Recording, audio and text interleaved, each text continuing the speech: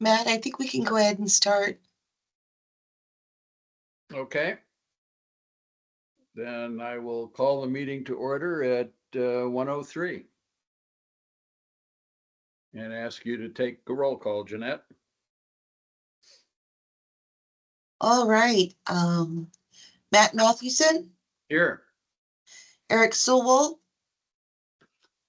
Here. Kirsten Wainsvik, Here. Claire Zucker, Here. Asia Philbin. Here. Wonderful. We have a full house. Great. Thank you all. I'll go over the virtual meeting reminders, although I think everybody pretty much knows the drill.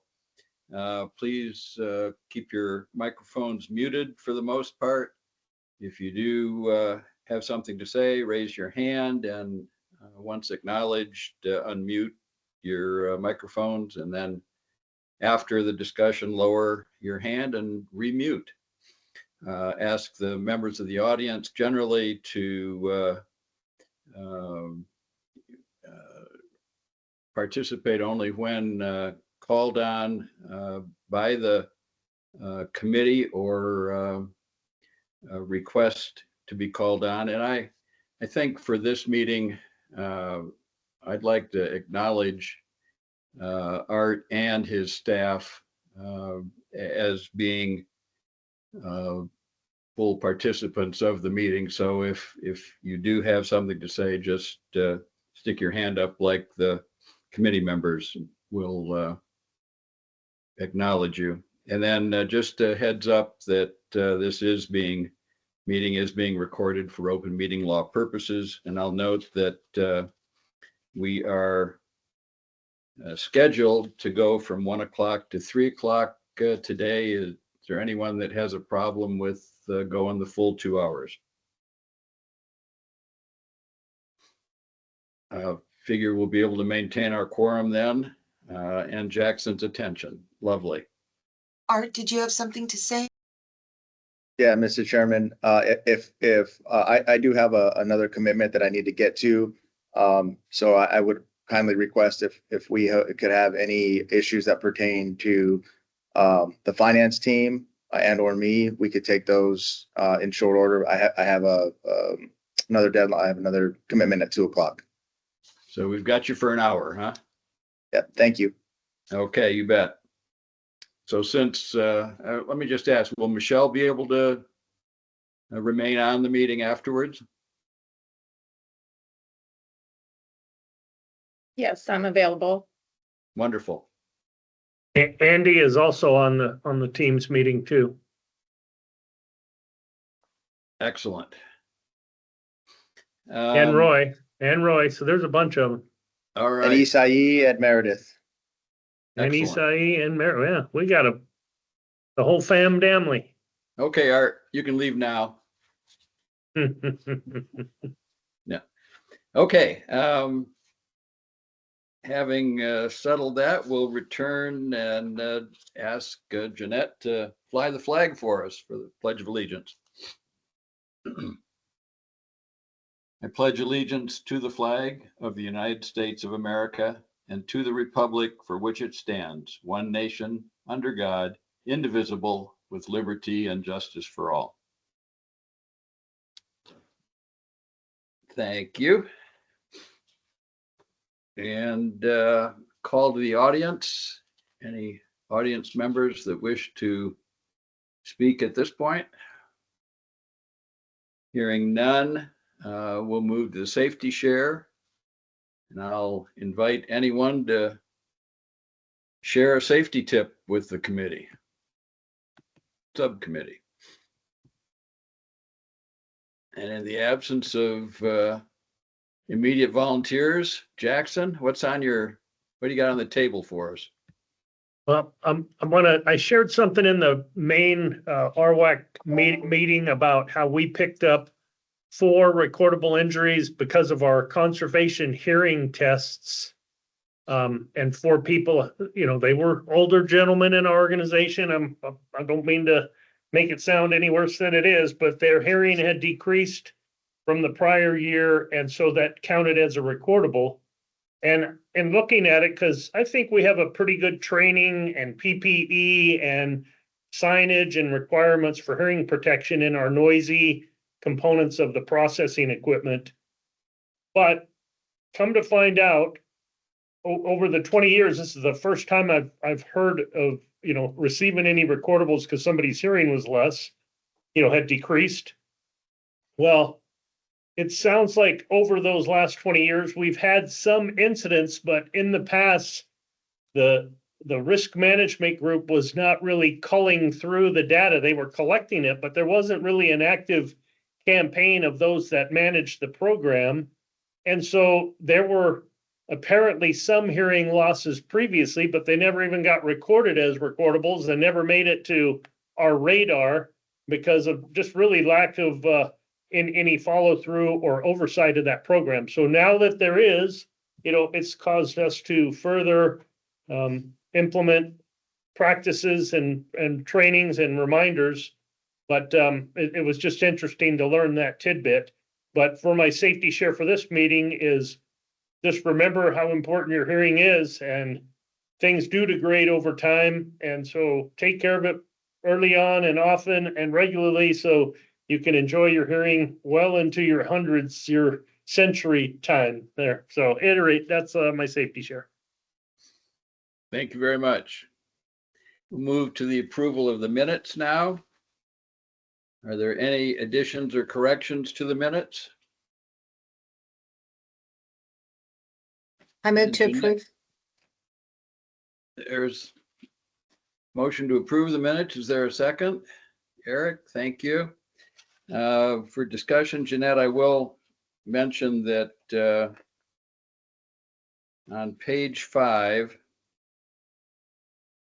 last Just full a moment. paragraph, page 5 of 8, yeah. Last full paragraph on that page, 4 lines from the bottom of that paragraph, talks about long-term running of a regional facility in Sahuarita and whether RWRD should establish a district metered area separate from the town of Sahuarita's existing DMA. Mm-hmm. And my recollection is that DMA stands for Designated Management Area. Oh, gotcha. So Fixed. and while it's not as significant, moving up a couple paragraphs where it says, Ms. Philbin asked for clarification, I think that should be asked. It Yes, says sir. as AS and then should be ASKED. Got it. Other than that, all in favor of approving the minutes as corrected, say aye or raise your hand. Great, thank you. Aye. And then moving into our discussion and action items, the first one is the overview of key financial metrics, our white paper. And Art, you're on the agenda for that one. Okay, Mr. Chairman, members of the board, or subcommittee. I think this was just a follow-up because this white paper was done in, or before my tenure. And my understanding coming into the committee was that there were some minor modifications or tweaks that were needed, that needed to be made in accordance with the committee's desired revisions. We made those tweaks and revisions and sent that over to Jeanette. And I believe that was included in your packet materials today. So that really concludes my update. The changes were made as requested and resubmitted for the committee's consideration today. Okay, thank you. Any further comments or questions from the committee about the draft white paper?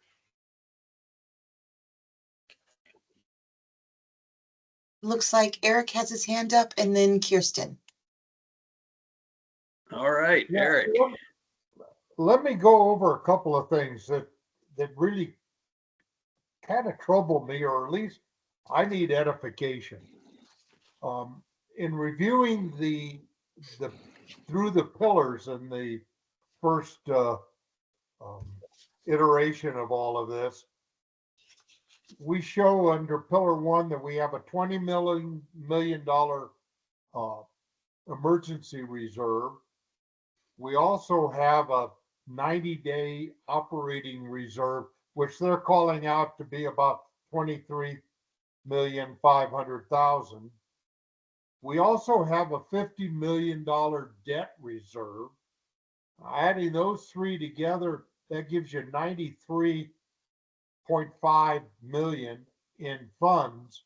And then on top of that, we're anticipating a $19 million surplus to use as a prepayment of some of the notes that we have outstanding, which then brings that up to about $112 million, which is more than half of the next year's budget, and which, as a ratepayer, if I was to see that, I would call into question, why are we raising rates when we have all of that money set aside and it's not helping us? I can understand the operational side. I can understand the emergency side.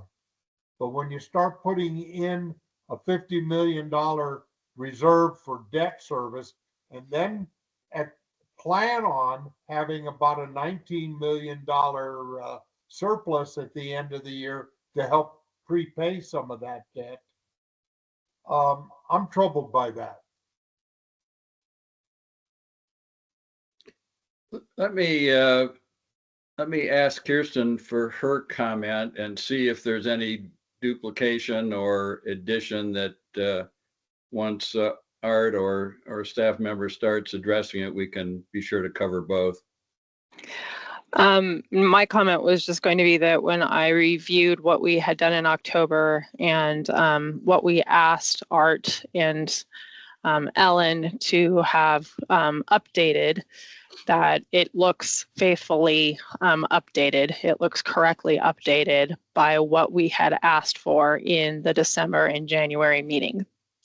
So I just wanted to note that. And at that time, all we were discussing really, as far as just some minor edits go, was that pillar 2, third paragraph is more or less what I'm noting. And that's what I just want to, if other folks haven't done the side by side, that's what I saw. And it looked like it was.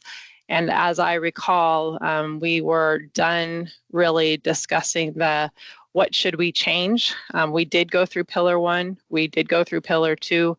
As a committee, we adopted that minor change in pillar 2, and we were closing this for further changes at this time so that we could move it forward to the RWRAC committee so that they can understand these pillars. That was the whole point of writing this paper, was so that we could make a motion, get it to a point where whether some of us agree or disagree on whether the pillar should stay or not, as a committee, we decided to leave this as it now is drafted so that at this point, the rest of the committee would have the benefit of understanding the pillars when they're interpreting it. Thank you for doing that, and thumbs up from Claire, did I see? Concurrence indicated. So with that, thank you for doing that side-by-side analysis. I think you're probably pretty spot on there. Art is, I mean, you've been in previous discussions with us about the surplus requirements. Can you add anything that might help Eric feel a little more comfortable with what we're requiring here? I can try. I don't know that what I have to say is going to make him more comfortable or not. Only in that, you know, I believe the reason for the level of reserves that we're requiring are twofold, right? One is the rating agencies want to see healthy reserve balances to help with the credit rating of the utility, right? And the higher the higher that those reserve balances are, provides them additional guarantees that their investors are going to get paid in the case of a default situation. So that's one area. And from the debt service reserve perspective, there are some times in our bond covenants that require us to fund a debt service reserve. Again, and this is really to help with the credit rating and the credit worthiness of the county, as well as mitigate, economic factors that could come into play from the wastewater utility perspective. So those are a couple of the reasons, and I'm sure Ellen outlined these reasons when you guys were walking through the paper. And my understanding is that this committee, along with maybe the full RWRAC committee, has had the county's financial advisor come in and speak, or at least weigh in on some of the reasons why we need those reserves. It really helps just strengthen the financial stability of the utility. It helps our investors invest in the debt, which helps lowers our overall credit, which helps lower our interest costs, which in turn benefits the ratepayers through that lower interest costs. So those are a few reasons that the reserve requirements are what they are. And I'll pause there to ask for any additional questions. Any further follow-up, Eric, at this point? Well, thank you, Art, for some clarification. It just seems to me that if we're sitting with a 1.3 minimum on our debt ratio, which is required or is one of the applications that we have to meet, the amount of money that we carry in reserve, I understand that there are certain borrowers or where we borrow from. I'll use WIFA as one that requires you to maintain an escrow account of 1 year's worth of debt service sitting there available to WIFA should you start to default. But I think there's some other criteria that we need to look at also. And the criteria is that the county has and been a very solid financial operation for the last at least 20 years. We've taken the steps to have an operational reserve. We have a safety reserve or emergency reserve. And I'm looking at the 50 million and saying, gee whiz, if we're paying down with leftover money surplus from our budget, is that really a necessary item to have, or can it be cut in half? Can it be 25 million? And I, not having the opportunity, and maybe I shouldn't, talk to the financial advisors, I might get us more in trouble than out of it. But I'll leave it back to you. Yeah, Mr. Chairman, what I can say, members of the board, what I can say to that is when the rating agencies and the investors look at a prospective deal, they look on a prospective basis. They don't necessarily look backwards to see how over the last 10 or 15 or 20 years. They look at what your ability and your propensity to pay on a move forward basis is. And those are some of the metrics that are measured by those reserves that are contained in the white paper. And so when you look at, if I'm an investor, it's great that you've been great for the last 20 years, but I want to know what your propensity to be able to pay for the next 20 years or the next 10 years or the next 15 years, whatever the term of that bond is. And the reserves offer a level of reassurance to our investors in our institutional investing community that the county is going to be a credit-worthy investment opportunity for them. And so it helps to the more investors that we can get in on a deal, the lower it drives down our true interest costs. And so again, going back to, again, I don't know if this is helping your or answering your question specifically, but the rating agencies, the investors look on a prospective basis, not a retroactive basis. They don't necessarily look at the last 10 years. They look at what's your ability going to be to pay the next 5 years, 10 years, 15 years, whatever the amortization on the debt is. And that also plays in with the county's ability and desire to increase rates, because that maintains a level of revenue stability, which is again another one of those metrics. And so it's a puzzle, right, and how it all fits together with the rating agencies, and they have different factors that they look at. And you know, from a financial perspective, the reserves, the revenue generation, and the ability and desire and the want of the county to raise rates to make sure those coverage levels are met are key factors that they look at. So Art, you mentioned the financial departments or county's financial advisor speaking or weighing in on this, and that's not something we've been able to benefit from in the past, or at least I don't recall it during the last 10 years since I've been on the committee. But Ellen did allude to that a couple of times. And would it be possible to have that person made available, if not to a full subcommittee or committee meeting, to be able to perhaps address and answer questions such as Eric is posing with a smaller group even? To the extent that you don't, I guess, for lack of a better word, trust what I'm saying, and you want to hear it from the financial advisor, and the committee would like to move in that direction, we're happy to coordinate his visit with the finance subcommittee or full subcommittee. But I can assure you that what you're hearing from me is largely what you'll hear from him. And so happy to coordinate that.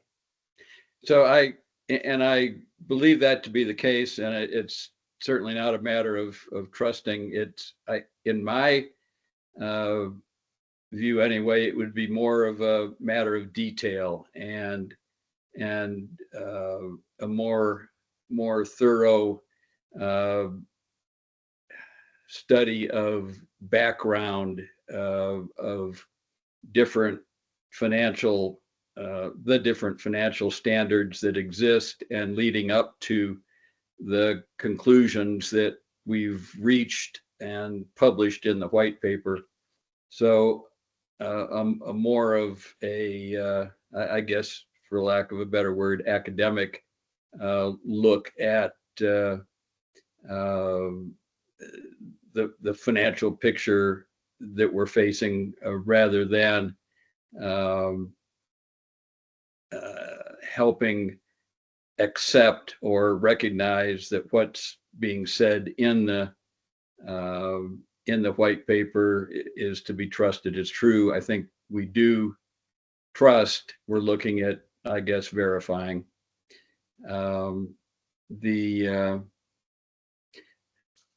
The agenda does provide for approval of the white paper at this meeting, and I sense that probably a majority of the committee is ready to approve this. I'm not sure, but I'll at least ask. Well, let me first ask if there's further discussion that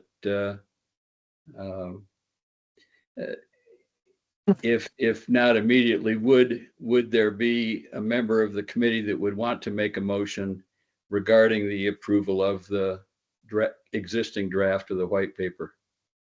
I think Matt, you've got you've got a Claire's couple of hand. hands up. Yeah. Claire first and then Kirsten. Yep, that's fine. Yeah, I would be interested in making a motion. I do feel that we're ready. I understand the interest in digging deeper, but I am concerned about a delay to this process And perhaps after we've moved through this next year, those people who are interested in getting, digging deeper could have a look, but I hate to see the process held up at this point. I feel like we've gotten a lot of good information, and at some point we need to trust our professionals to give us the information that we need. So that's where I stand at this point. And Kirsten. Claire, you said it very well. Yeah, I don't feel the need to have the financial people that Art is working with to come and talk to us. I think that we're getting a consistent story and understanding from what Ellen was representing, as well as what Art, he's saying basically the same things. But if nothing else, I don't feel like we need that before we move forward with this paper. I think it's in the interest of the fuller RWRAC committee to have the understanding that we have. I'm being asked by other folks to explain it, and what I've got is a draft, and I'm not sure if I'm allowed to show it yet or not. So I would like us to be able to have the other RWRAC committee folks understand the pillars as they currently have been adopted and existed, just like we have had the benefit, because we all now need to go and talk to our representatives to explain what's going on. So Clara, I would second a motion if you should make it, or reverse, but I'm interested in moving forward with this white paper as it currently stands, at least at this time. And if I may speak up just for just a moment, Sure. Matt, I just Yeah. want to remind everybody, we do have to abide by the open meeting laws. So if you want to discuss one of these items, we need to schedule a meeting, a small group. You have to be very, very careful because you're going against the open meeting laws and quorum numbers. And so if you want to have additional discussions with the financial advisor, we will need to schedule a meeting for that. Okay? I understand, and thank you for the reminder. You're welcome, sir. Thank you. Going to acknowledge Claire's comment as a motion to approve the white paper, Kirsten's as a second, and ask if there's any further discussion.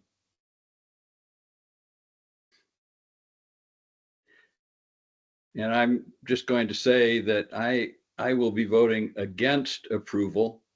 And just so you know why, at the beginning of this process, as Kirsten said back in September or October, my hope was to have a more detailed, a real white paper in the proper sense that's more persuasive and based on fact, and something that's explanatory rather than conclusory, and something with a number of exhibits that support the eventual position that the county's adopted, rather than a bulk of pages that are only marginally relevant as I look at the exhibits today.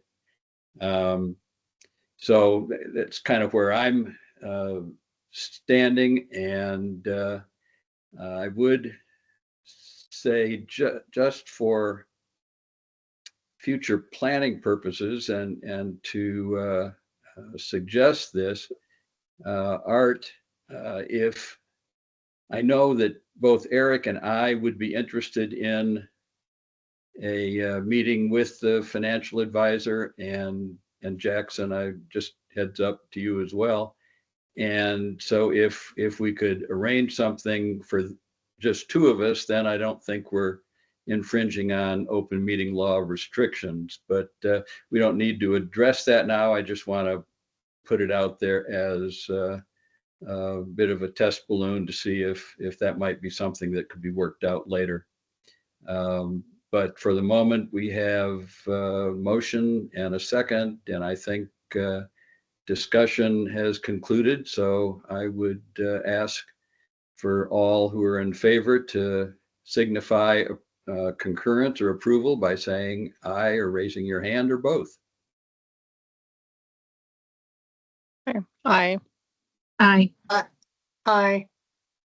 Okay, now I heard three feminine voices. I don't think I heard Eric's baritone.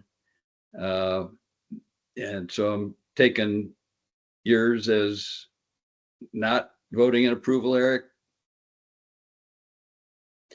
And well, I should say, all opposed, say aye. And that would be me Yeah. and Eric. There we go. All I have to do is finish the script here. Okay, the motion to approve the draft white paper has passed, and Art, thank you and the staff for the efforts to get us to this point, and thanks to the existing subcommittee members as well.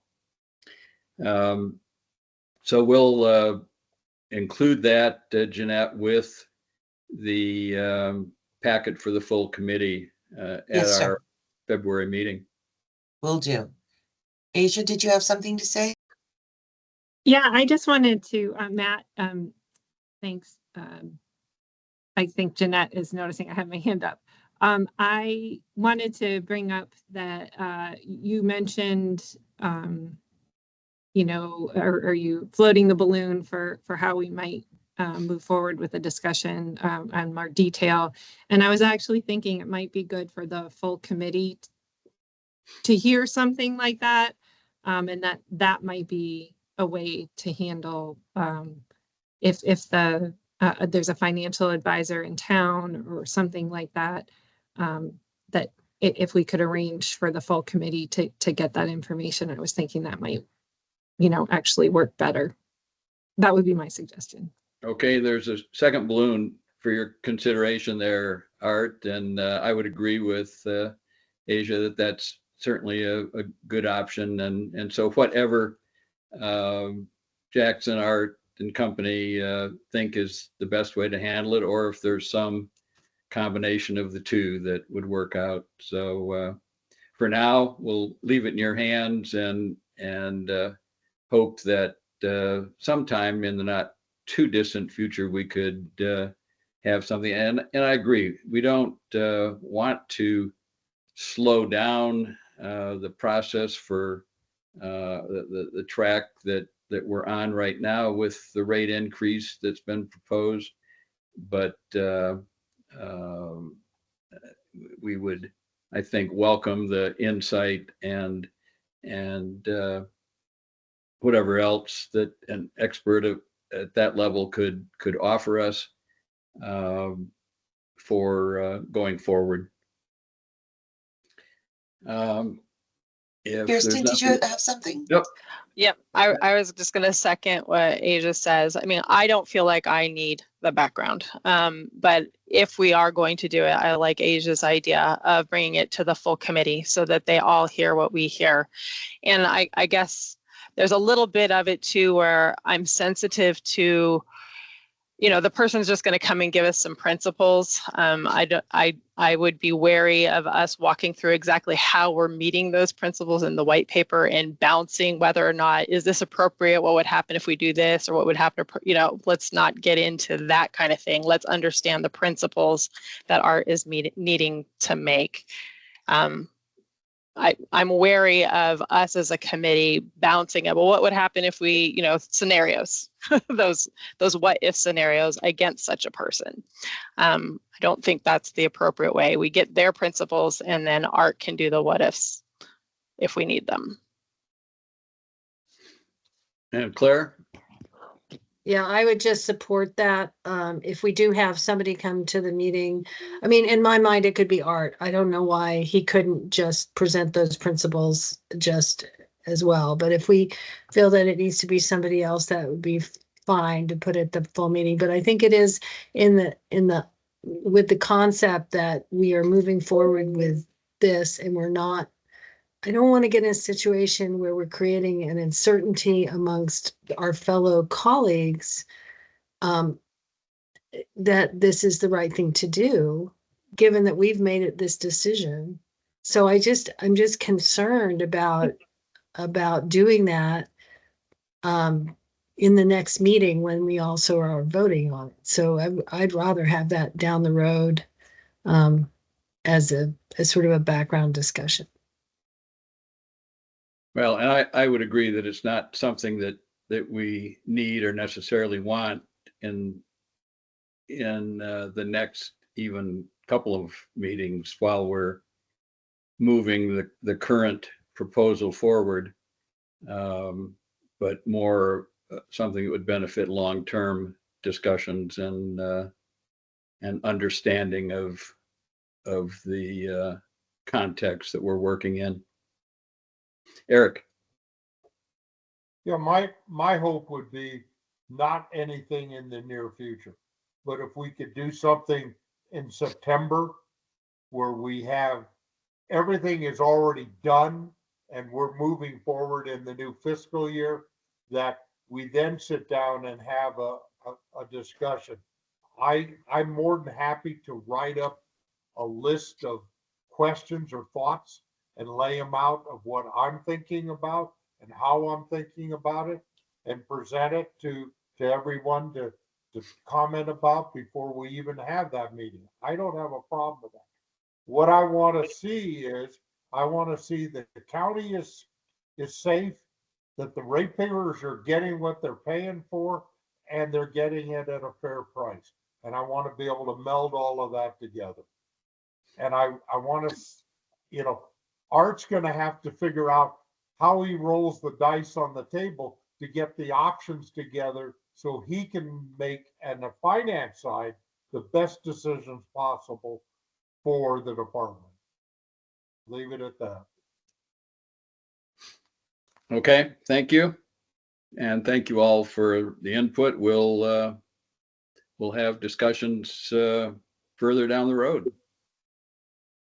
And while we've still got Art here, we'll move to the second item, the rate workbook, and consider the current draft of that and what changes may have occurred since our last meeting with, I presume, the budget having been submitted and considered.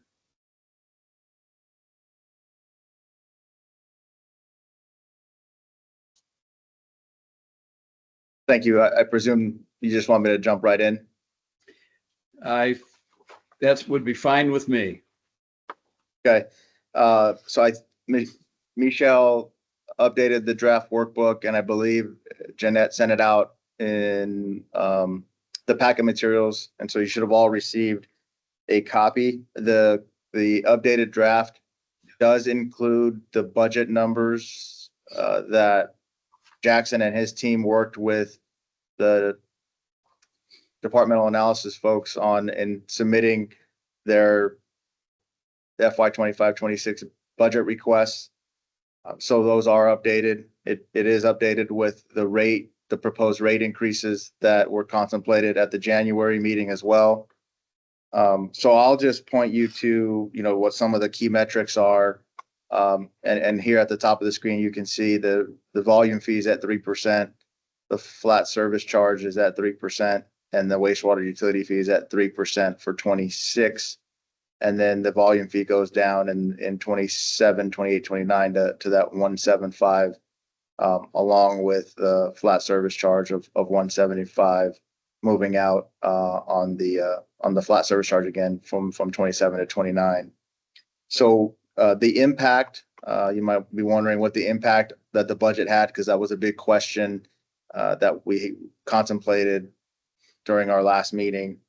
And if I can take you down to the rating agency ratio, about the middle of the page, this is in 26, it was 135.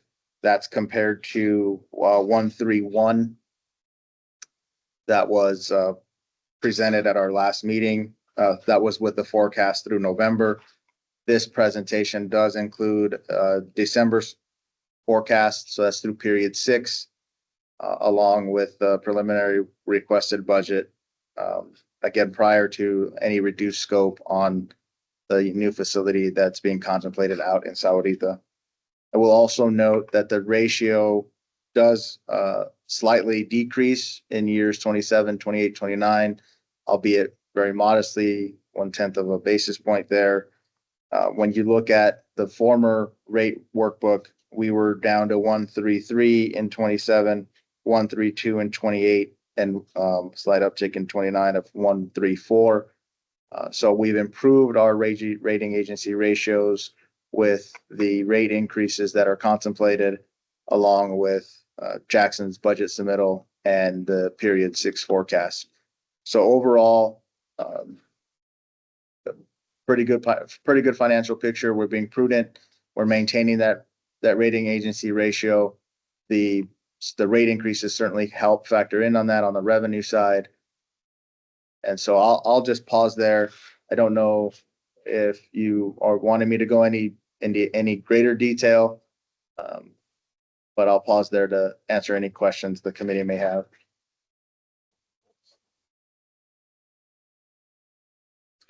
I don't see any hands at the moment, so I'll jump in, I guess, with one, Art.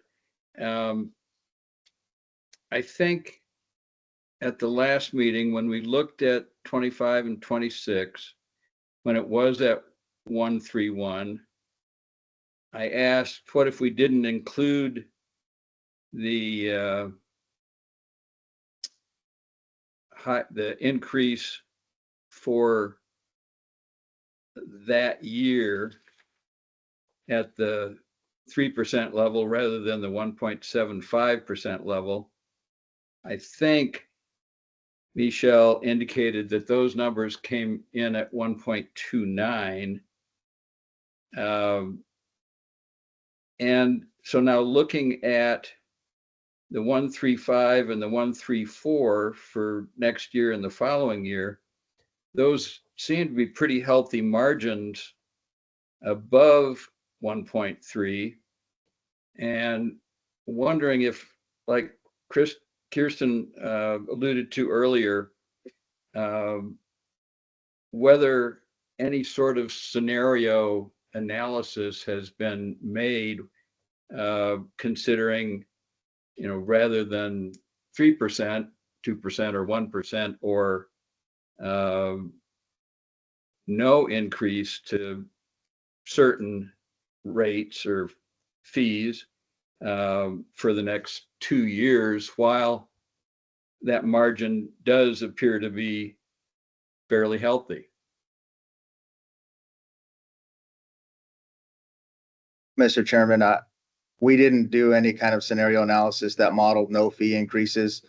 And the reason for that is I did not, at the January meeting, I did not get the impression that we were considering a no rate increase in our projections. I did not hear that from the committee. And if I did not hear that and that was the committee's intent, my apologies. But I did not think we were contemplating a scenario where we weren't doing any rate increases at all. My guess is if we did not increase rates in 27, that 134 would have substantial pressure to maintain at a 130, which is the rating agency requirement. And so, again, did not, and Michelle, correct me if I'm wrong, but we did not contemplate a scenario where we're not increasing rates at all. That's just not what I heard at the last meeting. As a matter of fact, I think we contemplated going out and asking for a multi-year rate increase. And that's the plan that I'm sort of loosely planning on. So I see that Claire and Kirsten have their hands up as well. Yeah, and I'll just address that, Art. Your understanding was, I think, perfectly accurate. There was nothing specific said about that. I guess my own sense is that we don't want to raise rates unless it's necessary. And when we do raise rates, we want to use the number that's necessary. And if 3% next year is not necessary, then I think we owe it to the ratepayers to impose rates that are required, as our ordinance says. Claire. It's my recollection that we looked at lower rates and we decided that the margins were too close for our comfort level and that this is what we determined. So I guess I'm wondering why we're revisiting this at this point. Also, I believe we said that we could revisit future rates next year, but we've got these approved in a 3-year chunk, which is what our estimation is we need. That's how I recollect the meeting. And Kirsten? Claire, you keep beating me to the punch. That's exactly what I was going to say too, is that, yeah, the rates were very close without the rate increase. We voted as a larger subcommittee to go with the 3% in the first year, and the 1.75s thereafter, knowing, and that was a big selling point, I think, for some of the members, knowing that next year we can come back with the latest predictions and change that if necessary. We can revisit it on a year by year basis. But yeah, we are already moving forward with this, and it's the margins may be slightly improved, but they're not convincingly fixed beyond the closeness that we're comfortable with. But Yeah, overarching, RWRAC made the decision to move forward. Yeah, that's why I've asked the questions, because there is a change to the ratios, and I don't think the fact that we weighed in where we did last month on the numbers that were presented then obligates us to do the same this month when we've got numbers that are different. Eric. Yeah, a year ago, we had decided and we voted for it to go to a 0.0175 for the next 4 years, starting in this next current fiscal year. Right. When Ellen brought the numbers to us, we had to jump from that to 1.03. That was and that was explained. We had to do that because we could not bust the 1.3 basement that we were set at. I think that you've got to look at it again and say, maybe a 1.02 is fine for now. It's not as low as 1.0175, but it does get it down just a little bit in order and still have the flexibility within that to keep that at about a 1.3.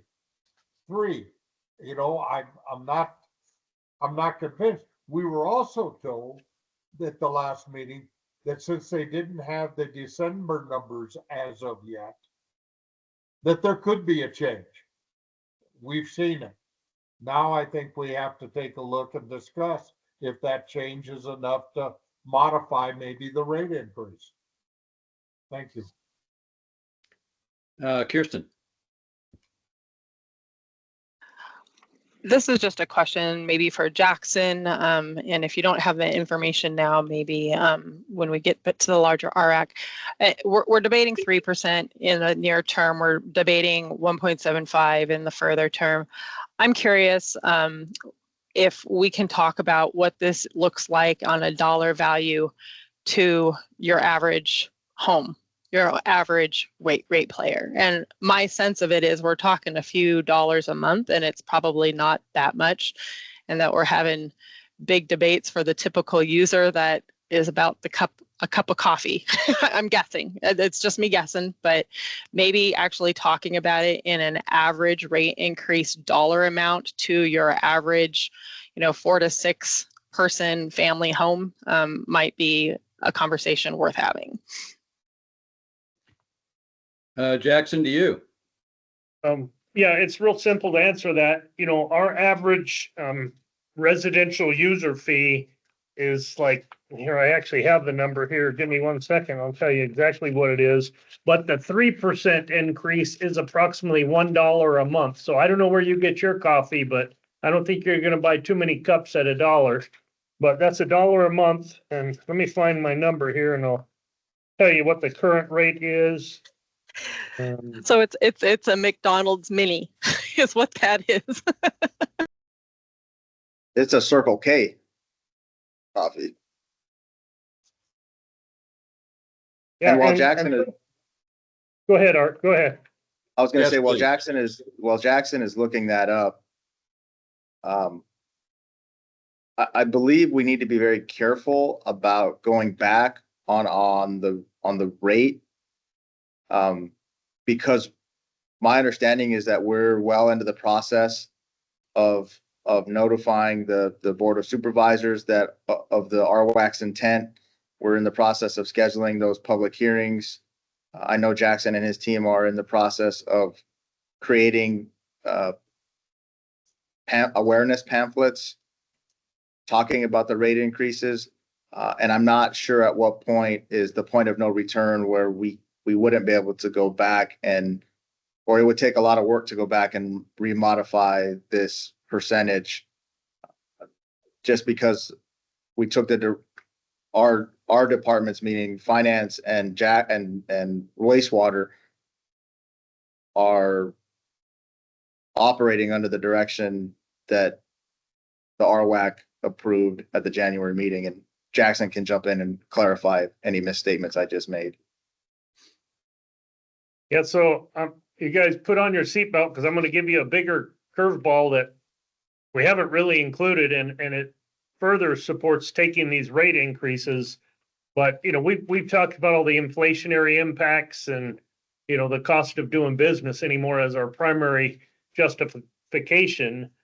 But when you look at this rate workbook, it does take, okay, we have a certain average CCF coming in, and it's going to increase roughly proportional to the rate of growth, around a 1%, growth rate. That's more customers. So obviously close to a 1% increase in volume.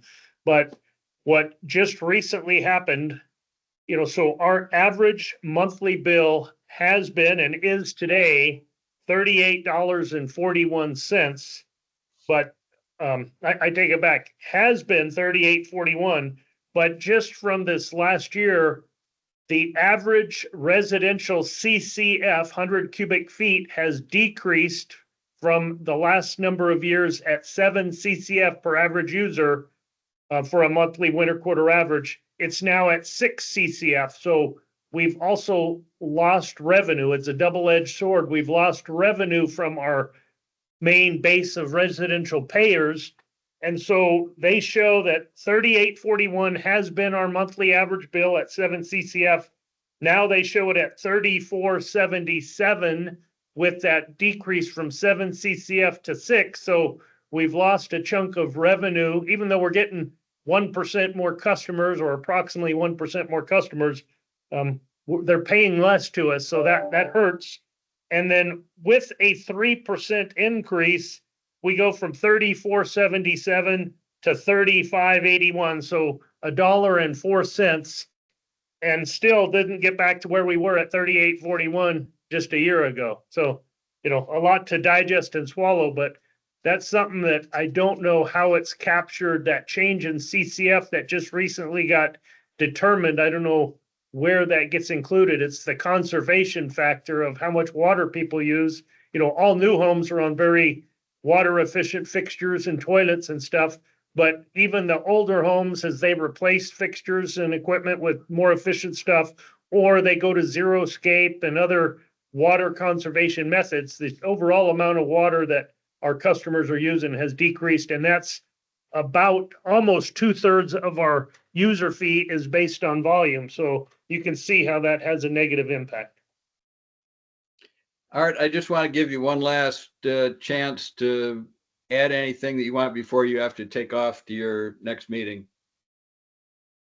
Thank you, Mr. Chairman. The only thing I'll add is, and I know Jackson can probably speak to it a little bit better, and I'm not sure that the budget that was submitted contemplates this, but that is the impact of any potential tariffs that are going to be seen, not necessarily by the utility, but by the suppliers of materials that Jackson does order from, and the impact that that'll have on our overall costs over and above inflation. That's another risk factor in terms of looking at, on the revenue side, taking a hit on that volumetric fee revenue, and then on the expenditure side, having to pay more for the same products that we're buying today, simply because of the tariffs that are being contemplated at the federal level. I'm not sure how big of a user wastewater is in federal grants or federal funding, but there's also, some risk there. The county, if you listen to the board meeting yesterday, the county is in the process of assessing what that potential damage or what that potential funding risk might be. And again, I'm not sure if the utility has any of those dollars incorporated. It, to the extent that they do, and they're pulled back from the federal government or not obligated by the federal government, that puts additional pressure on that rating agency ratio. And so again, I'll leave you with that as a means to continue to support the rate increases that were contemplated and approved by the full RWAC committee in January. And then I'll pause there. Got a couple minutes, and I don't know if Jackson has anything to add there, but I appreciate the opportunity to comment. Thank you. One thing further about the workbook, I noticed at the top that says the rate increase is proposed for September 1st, 2025. We had been talking about mid-January of 26. So is this a change that we ought to acknowledge and ask any questions about?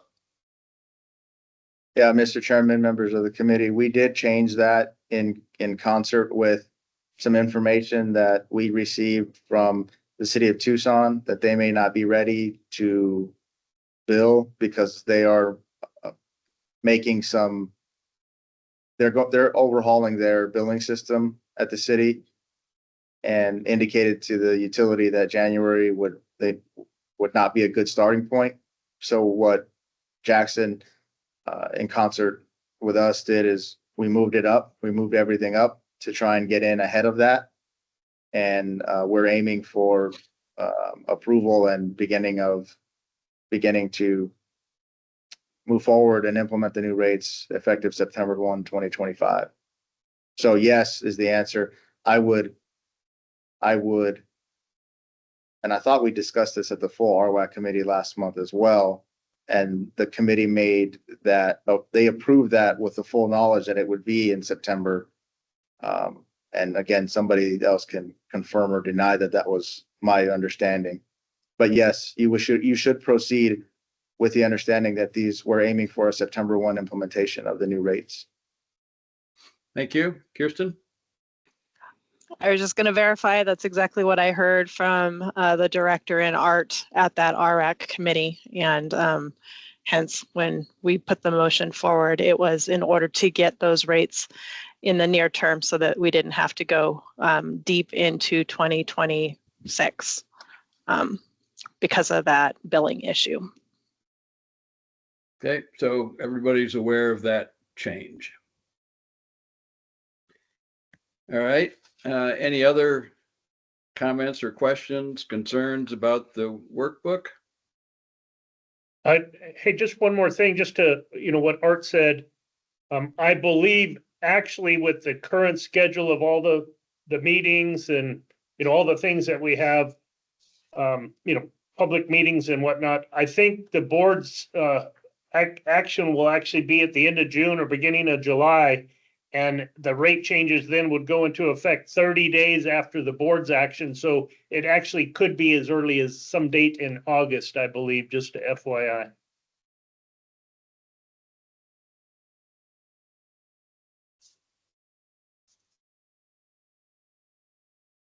Okay, Also, thank you. Yesterday, I had a meeting with Tucson Water, a regular monthly meeting, and they did reiterate the change of software that they're going to for billing. And the person, Sylvia Amperano over there, recommended we stay away from the fall and from the fall of this year through the spring of next year. That's kind of the window where anywhere in there is when they could roll out the new software, and they will not and do not want to be changing rates during that same time because that's an added complication to their effort. So that's why we really want to get this in before fall. We think it's going to be close to the beginning of the year, but that's why we're where we're at in that. Just FYI. Okay, thank you. Anything further? Questions, comments, concerns about the rate workbook? Now, the minutes don't provide for approval of this, but I think it probably would be prudent of the subcommittee to make a handoff to the full committee of this if we are, as a group, convinced that it's got the right numbers in it. And so I would invite the subcommittee to address that. And if someone wants to make a motion to approve this draft of the rate workbook, we could go forward with that. And I don't think we need to approve it, but I would make a motion that we forward this rate workbook to the full committee for their consideration during the discussion. Perfect. I would second exactly that, Claire. Perfect. We must be mind reading today. I don't know. I promise you we're not IMing each other. And we're just tracking. Yeah, I don't think we all have to agree that the numbers are what we wish they would be. I think we just need to agree that the rest of the committee can see them. So that's a motion and a second, and I'll invite further discussion on the motion. And I'll just say the numbers are not as I wish they would be. And so you'll hear a negative vote from me. All in favor of But approving? excuse me, but Go are ahead. you, I don't understand, you're not in favor of forwarding them for consideration? No, I'm with in favor of doing that. Oh, okay, that was Okay. my motion. Yeah, My but motion The motion not is to approve. forward them. My Right. motion is to forward them to the committee for consideration at our next meeting, Then not to And that's approve my them. second. Yes. I just don't want you to be surprised if you hear more from me later on the subject of the desirability of the rate increase, the ratio, or the $50 million surplus, or $69 million surplus for next year. So Asia. Yeah, I was just gonna add under the discussion, I wonder if maybe it would come after the vote. But I was wondering if we can make some suggestions about how that goes forward to the committee, because I think it would be really helpful to have a summary of any of the changes that occurred between the, you know, what we had seen before and right, the budget update that occurred. And it does look to me like some of these numbers are a little higher than we thought they would be, right? And not that that's a bad thing. You know, we're meeting the pillars, but we're in better shape, I think, than I thought we would be. So it would just be good to have that kind of, you know, as part of the discussion. Yeah, To present right agree. up front to the committee, like the things that have changed between what they saw before. And sorry, I mean in the right in the table below, right, the budget numbers, revenue and expense. Yes, and I would certainly agree with that, Asia. Good point. And why don't Art go ahead? Yeah, Mr. Chairman, let me ask my staff a question. Michelle, would it be possible for us to put together a high level summary of bullet points of the numbers that changed and the reasoning behind them in time for the full RWRAC committee? I mean, it's just high level. You know, if Yeah. the volumetric fee went from, Yeah, no, we'll get something written up. I'll get that to you this week. yeah, I Great. mean, the volumetric fee went from 117.6 to 118.8.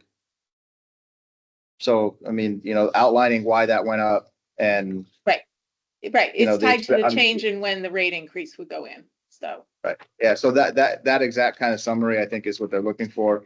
And if we can provide that, you know, in time for the full committee, I think we would the committee would be in good shape.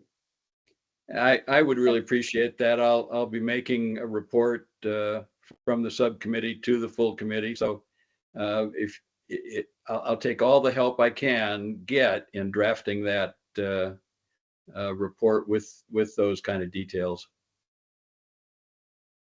Thank you.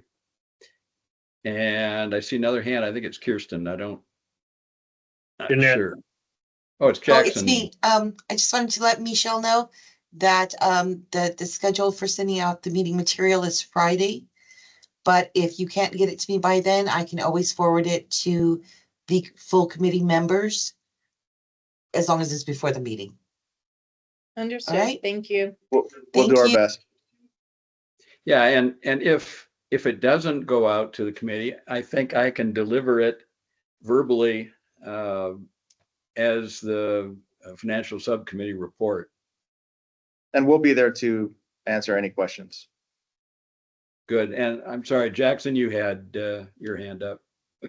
I know Art's got a bail. I just wanted him to hear one other thing, and I'm sorry, but I'm jumping to a future agenda item. And one thing I've inquired about years ago, and I'd like to maybe get an update, and that is, every year when we come up with our CIP capital plan and a dollar amount, and let's say, we've been in the $50 million range for a while, we typically go out for these bonds for about the same amount of money. It's looked at, but it's typically about the same. But my question is, rather than just paying debt ahead of time, the defeasance activities we do, how close, what's the last few years this is for an agenda item for the future, not an answer now, but the county expenditure limit that we are bound by, it started way back what it did and went up some inflationary value. I don't know if it's consumer price index, whatever allows it to move. How much do we, the county, leave on the table every year? Of course, you don't want to hit right up against it because you don't want to risk going over it and getting in a bad way. But how much of a cushion do we leave? How many millions of dollars for the county do we leave? Because part of my thought is maybe we could spend a little more of our cash on funding the projects and not borrowing the bonds from them and paying them back early. So just another thing to look at, but I don't know, how close is that a worthy conversation, or is it a moot point because it's so close to that value? So maybe you just want to put that on a future agenda and just show the values as another future financial discussion. That's all. Sorry. Sounds like a great idea. I can tell you we're close. But Yeah, we'll- And that may we'll be, do- that may do- be the case, and then it's a moot point, if it's really too close for comfort, but I just didn't know that, so I was curious. Right. I think even if it is close and moot, it might be a good topic to put in front of the full committee, just again, for educational purposes, because I think most are either unfamiliar or confused by the whole Constitution expenditure limit problem that we have and how we deal with it through defeasance, et cetera. Yeah, and I don't want to get way off topic because I know this isn't on the agenda per se. But I will just caution that can be a very challenging conversation because it has a lot of moving parts. And it is a formulaic calculation with additions and exclusions that you can take and subtractions that we can take. And so we're very aware of that. We've talked to the county administrator about our expenditure limitation and the need to potentially look at that and have a more serious conversation around that. So I can tell you we are pretty close to that limit. And some of the things that we've needed to do in the recent past, within the last 3 to 5 years, I would say, we've needed to use these short-term sale of debt to help with our expenditure limitation. So I can tell you we're very close and would just need to be careful about the level of detail that we're going to talk about, because there are, it is a very convoluted calculation with a lot of moving parts to it. Art, if you haven't noticed in your short time, this committee loves convoluted. So just so you know. Yeah, some of them do anyway. Asia. I think I got us off the track of actually voting on the motion. So I don't know. I just wanted to bring that up, Matt. Yeah, let's okay. vote on Claire's motion and then we'll address where to go from here. So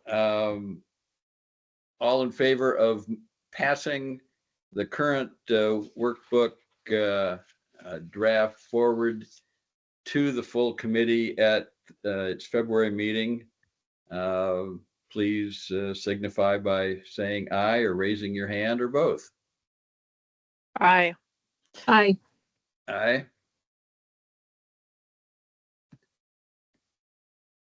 All right. Do we those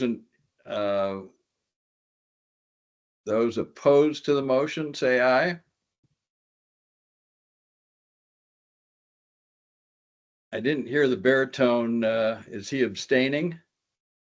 He raised his He hand. raised his I hand. raised my hand. I guess I just don't have it on my screen.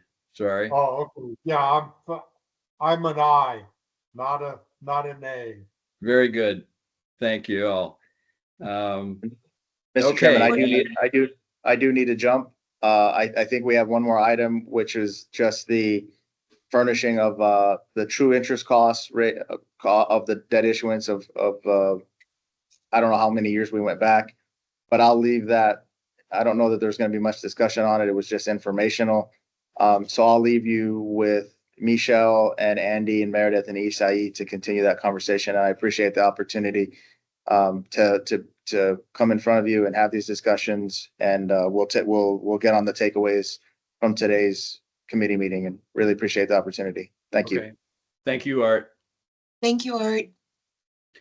So I think we're fairly clear on Asia's point of where to go from here with the workbook, and we will pass it to, excuse me, to the committee at the next meeting with an explanation of changes. And do y'all think that's sufficient, or is there other action that you think we should take? Sounds good. Okay, thank you. And as Art indicated, tied to the workbook was a discussion of the debt picture that currently exists. And we got what's on the screen distributed to us. So I would invite Michelle or whoever the appropriate staff person is to make comments. And let me just say, I think I know the finance staff that are participating, except maybe for Andy. And I just ask Andy, are you a newer employee, or have I just missed you? I have not been involved in the RWRAC meetings per se, but been very involved in wastewater's budget over the years and the financial reporting side of it, but I have not been involved in these meetings specifically until very recently.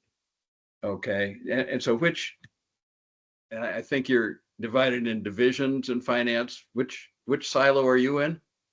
So I oversee the budget and the financial reporting divisions. Okay, perfect. Well, thank you for that, and it's good to get to know you.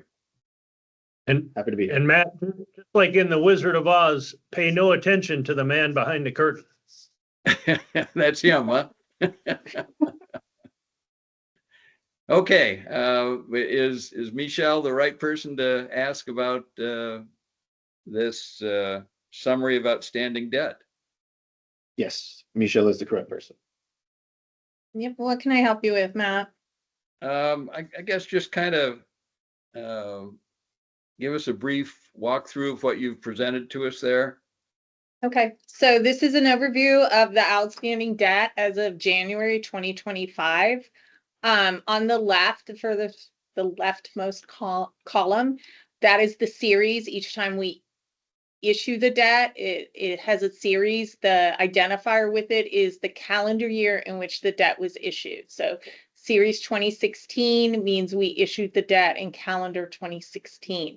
If you see a 2020A and a 2020B, means we issued more than one time within the same calendar year. Purpose, new money versus refunding. New money is just money available for projects that Jackson's team is constructing. If it says new money and refunding, this is similar to refunding. Think of refinancing your home, right? I have a home mortgage. My home mortgage is 5%. The market has shifted. I could now refinance my mortgage and get a lesser rate. In this case, though, the refunding doesn't extend the period of the debt. So most people, when they refinance their home, whether or not it's smart or not, do you know what I mean? Refinance and go out another 15 years or 30 years. In this case, when I'm refunding, I'm taking advantage of changes in the interest rate, but I'm not extending the final due date. So if the issue that I'm refunding had a maturity of 2026, when I refund it, it still has a maturity of 2026. That's one of the criteria in the resolution that the board has passed, authorizing us to take advantage of shifts in interest rates and do refundings when they're financially advantageous. Dated date is the date we issued the debt. A par amount is how much we issued the debt for. Outstanding par is what is remaining. The final maturity is when on the current schedule, the last payment would be made on that debt issue. The coupon range, that is what the coupon rate is on each of those issues.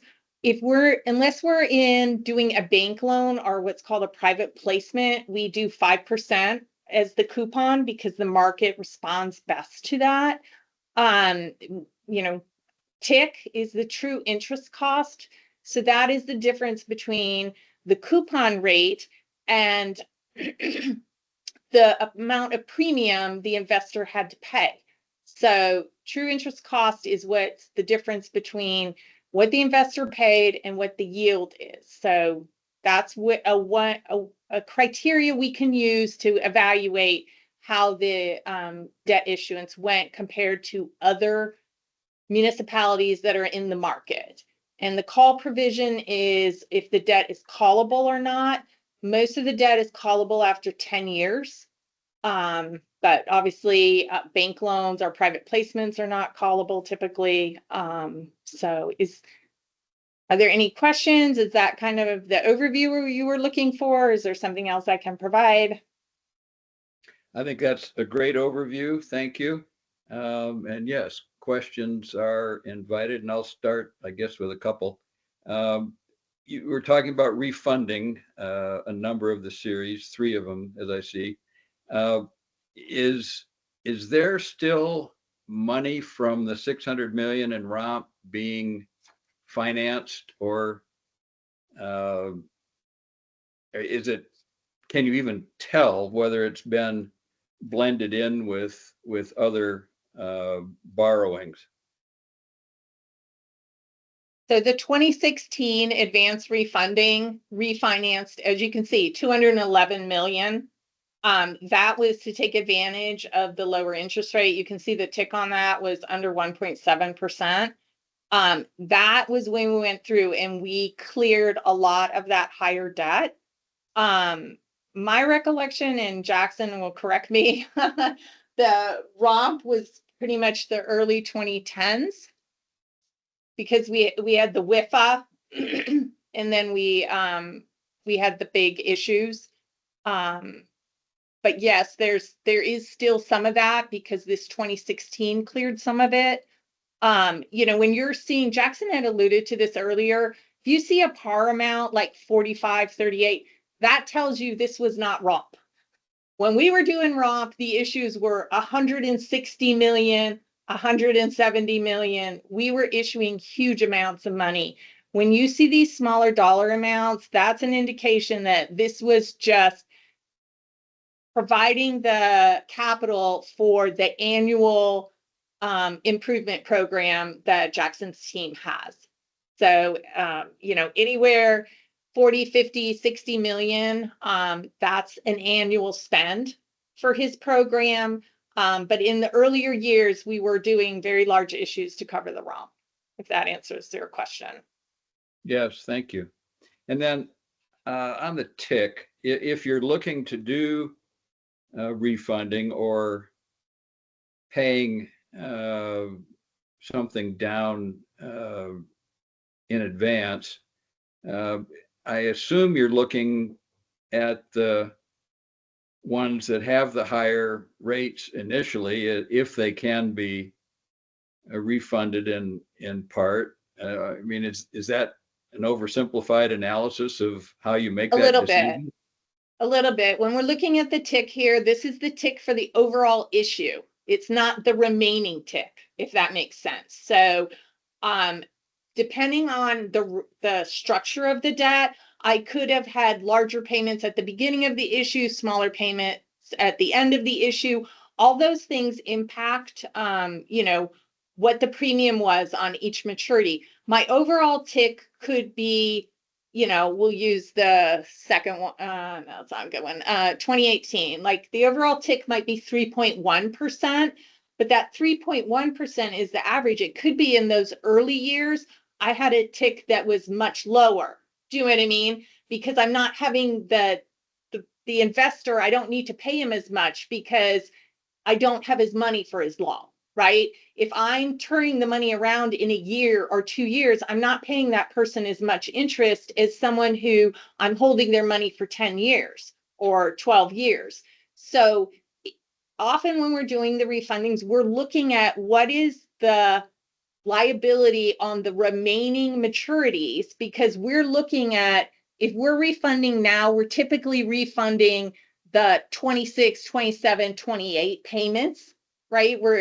So we're at the tail end of some of these issues. So like series 2016, I would be, potentially looking at refunding their 2026, 2027, 2028 payment. Those are going to have a higher rate than the earlier money because I've had these people's money for 10, 12, 15 years. So this is an overview. The tick is the overall tick on that issue, but it's not the remaining tick.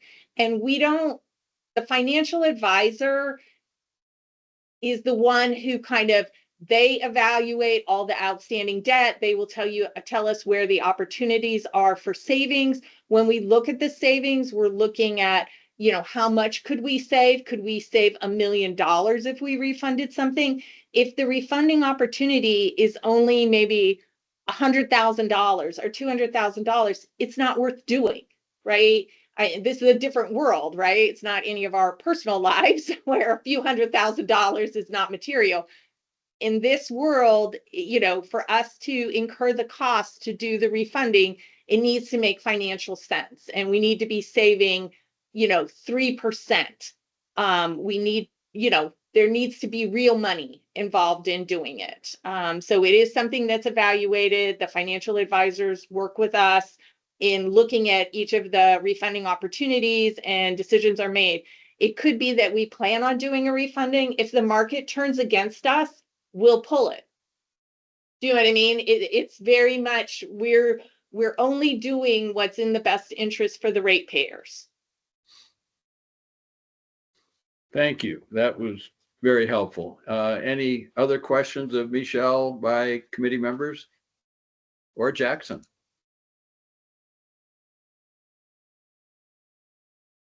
Hearing none. Thank you for giving us that summary, and I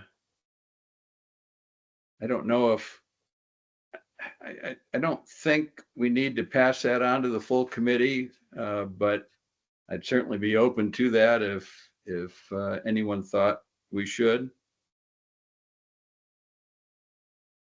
And just to be clear, like all this financial information, it is available in the ACFR, which is the annual financial reports that are published each year.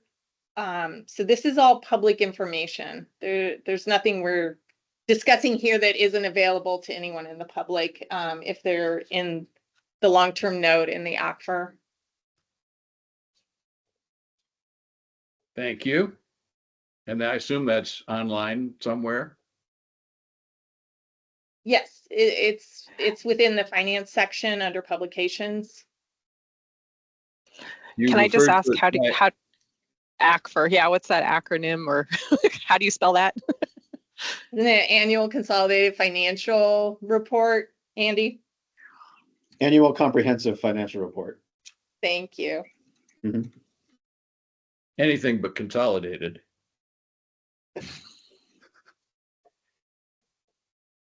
Okay, excellent. Yeah, thank you again for that, Michelle and Andy. So moving to future agenda items, which we've already heard from Jackson a little bit with some cautionary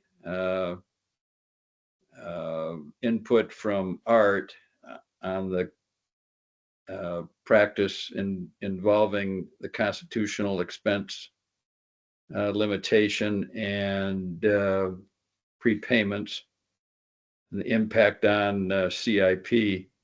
I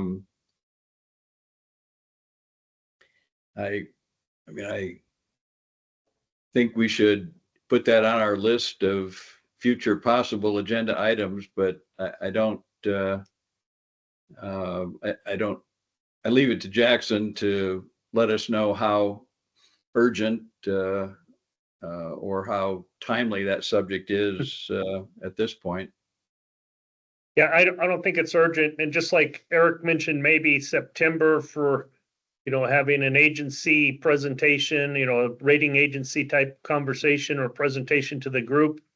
Maybe that might just be a place to see some slides on expenditure limitations, just something real high level, not getting into that minutia at a similar time frame. So that's my thought. Great, good idea.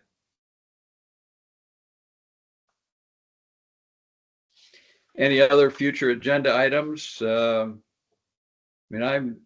seeing that with the white paper approved and the rate workbook forwarded, I don't know how much work the subcommittee has left. Staff certainly has a lot of work to get ready for public meetings and such, but any of our committee members or Jackson suggest the subcommittee meeting in the near future?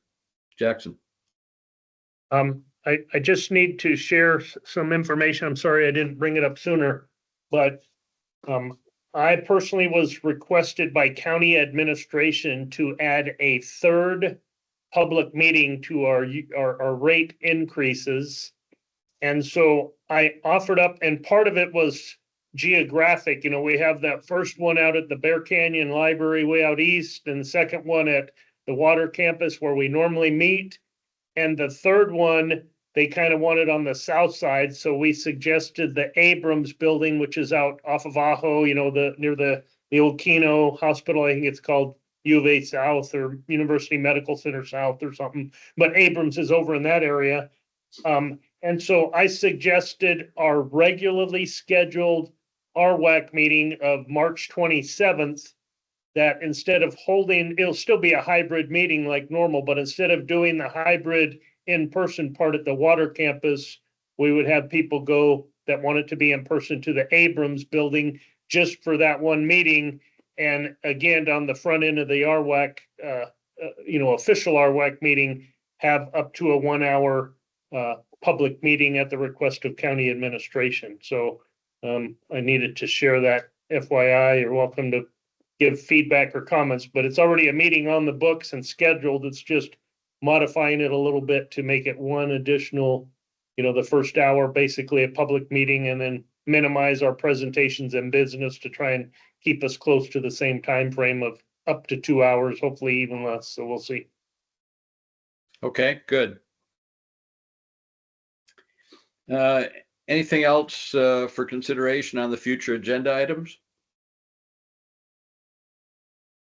All right, How to get Jackson voted off the meeting would be good. I think our work's been done for this session of the financial planning. I think we will see a draft financial plan at the full meeting, and it'll include this rate workbook, and I mean, we will certainly be able to provide input at the full meeting on that as we go forward.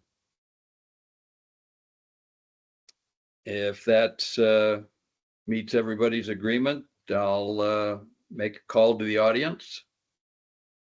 Well, one more thing, Matt, I Yep. guess I'm audience now. I'm putting on my audience hat. I just want to remind this group in particular, but I brought it up at the full committee meeting, that this will be the last RWAC related opportunity. No, I take it back. I'm speaking too far ahead of myself, but remember that Marla Berry is retiring and March 7th is her last day, and that is our first public meeting.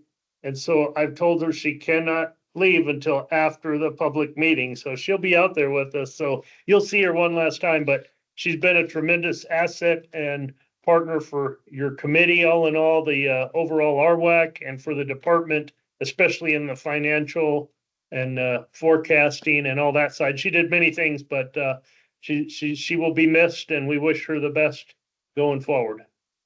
Absolutely. Big shoes to fill. And I recall many times when she saved our collective bacon, Jackson. Yeah, we, just like that, whatever that phone a friend type of thing, we phoned Marla all the time. That was our outlet for help. That's right. Okay. If there's nothing else, I'll entertain a motion for adjournment. I see Eric. Take that as a motion. I'll Do I see second. it? Thanks, Kirsten. And all in favor of adjourning, say aye. Aye. Raise your hand. Aye. Again, thank you all for participating and working through this process. We'll see you, forget the exact date, but I think it's next Thursday. for the Next regular Thursday. meeting. Okay, That's cool. thank you all, and The 27th. very good. Have a good evening. Thank you. Thank you all. Thanks, Jeanette. Hi, everybody. My pleasure. Thank you very much, Matt.